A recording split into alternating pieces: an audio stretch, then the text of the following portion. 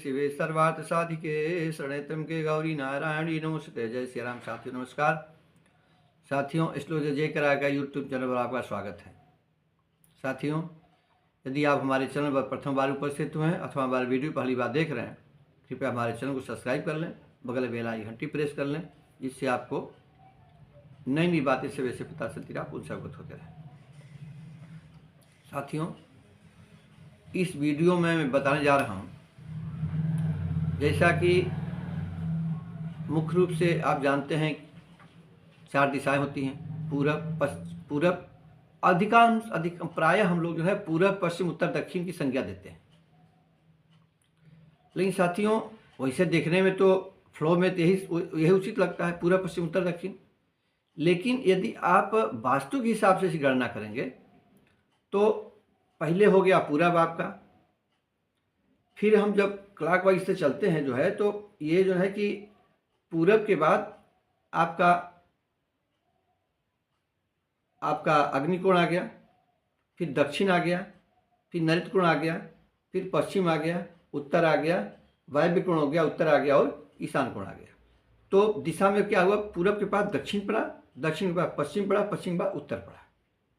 इस तरह से होता है, क्योंकि सूरज जैसे जैसे चलते हैं इसे दिशाओं को संज्ञा दी गई है, पूरब, दक्षिण, पश्चिम, उत्तर। तो मतलब कि जो घर, हम अधिकांश लोगों का घर एक 4 दिशा में कहीं ना कहीं होगा, सबका जो है, किसी का पूर्व में होगा, किसी का दक्षिण में होगा, किसी का पश्चिम में होगा, किसी का उत्तर में होगा। तो मैंने एक वीडियो में आपको बताया था कि यदि आप दय योग से यदि आप मान लीजिए कि पूरब और उत्तर का मकान का मुख्य गेट वाला मकान नहीं मिला, तो आप अपनी राशि के हिसाब से जो दिशा के रूप में आपको मकान मिल रहा है उसका मुख्य गेट कैसा होना चाहिए, यह भी, इसमें भी आपको सुविधा प्राप्त हो सकती है। तो मैंने दिशाओं के हिसाब से, राशियों के हिसाब से कौन से मेन गेट किसके लिए शुभ रहेंगे, इसके विषय में मैंने चर्चा किया था। 12 राशियां होती हैं, एक से मेष से लेकर मीन तक, और 4 दिशाएं होती हैं। तो बट नेचुरल हो गया कि 12 में 4 का भाग देंगे तो 3 राशि की एक दिशा होगी अपना। उदाहरण के रूप में 1, 5, 9 अर्थात मेष, सिंह और धनु राशि वाले जातकों की दिशा होती है पूरब। इन दिशाओं की मतलब कि 1, 5, 9 की मेष, सिंह और धनु राशि की दिशा होती है पूरब। तो यदि आपका मेष, सिंह, धनु राशि है तो आपके लिए यह पूरब का दिशा का जो घर होगा अत्यंत शुभदायी होगा। तो उसी तरह से हमने पश्चिम के, दक्षिण की, सबकी दिशाओं के लिए अलग अलग अपने बिना तोड़ फोड़ के दूर करें घर के वास्तु दोष की, इसके हेडिंग के रूप में हमने आपको ये वीडियो बहुत पहले बताई थी। अपनी राशि के हिसाब से आप अपनी दिशा के लिए घर चुन लें अपना। तो साथियों, यदि आपका घर पूर्वी दिशा में बना हुआ है दयोग से, तो स्वभावतः हो सकता है कि आपकी राशि भी इन्हीं दिशाओं की हो, इन्हीं राशियों की हो, मतलब मेष, सिंह, धनु की हो। तो साथियों, वैसे तो पूरब जो दिशा होती है, चूंकि सूर्य भगवान का उदय उस दिशा में होता है, इसलिए उस दिशा का नाम पूरब रखा गया। क्योंकि पूरब में सूर्य उदय नहीं होता है, चूंकि सूर्य उदय होता है इसलिए उसका नाम पूरब रखा गया।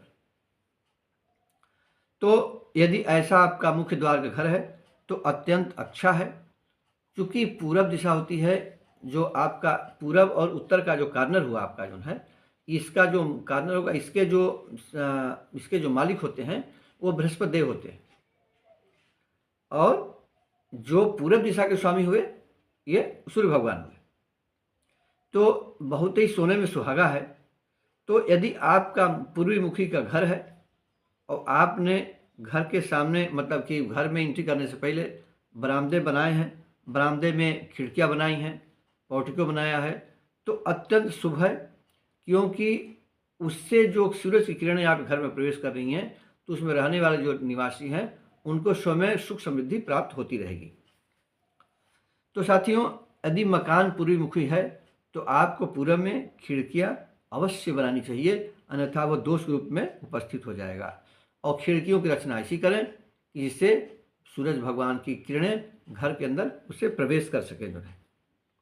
और पूरब दिशा को जितना साफ सुथरा रखेंगे, आपकी उन्नति जीवन में उसी तरह से होती रहेगी और आपकी सुख समृद्धि प्राप्त होती रहेगी। हाँ, जैसे मैंने बताया आपसे कि पूरब ईशान कोण में बृहस्पति का स्थान हो गया, अब पूरब में सूर्य भगवान का स्थान हो गया।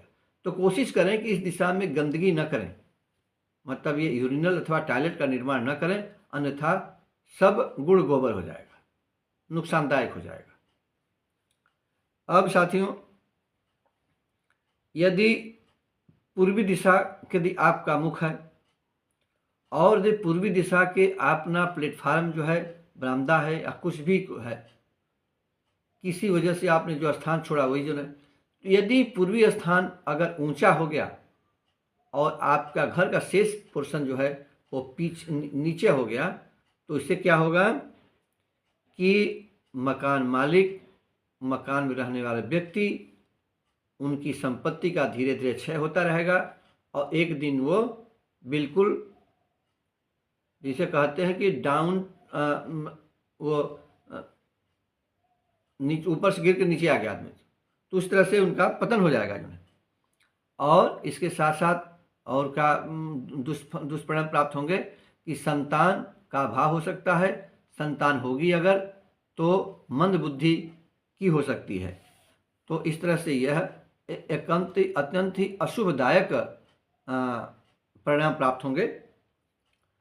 और एक चीज़ उसमें और है, जैसे यदि पूर्वी दिशा मुख का आपका घर है और आपने अपनी ठीक आजकल चूँकि जगहें महंगी हैं, तो लोग जितने निर्माण कराना चाहते हैं सब जगह में निर्माण कर लिए, कमरा बन जाएगा, स्थान बन जाएगा।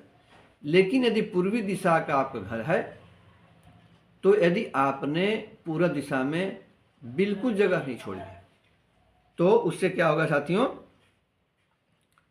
पूर्वी दिशा में यदि आपने जगह नहीं छोड़ी अपने घर के लिए, तो संतान की कमी हो सकती है, संतान होगी तो विकलांग हो सकती है, मंदबुद्धि हो सकती है, संतान का के लिए परेशानी उपस्थित हो सकती है, संतान का अभाव हो सकता है। तो पूर्वी दिशा में जिन लोगों का अपना घर बना रहे हैं, कृपया थोड़ा इस विषय पर जरूर विचार कर लें, अन्यथा आने वाले समय में परेशानी का सबब बन सकता है। तो साथियों, आपने हमारे चैनल को तब सब्सक्राइब किया, कृपया सब्सक्राइब कर लें, जिससे आपको इस तरह से नई नई बातें समय से पता चलती रहें, आप उससे अवगत होते रहें और मैं आपको इस तरह से आपको नई नई बातें बताता रहूं। तो आपने वीडियो शुरू से अंत तक देखा, इसके लिए आपको साधुवाद धन्यवाद। मिलते हैं अगले वीडियो में, तब तक के लिए नमस्कार।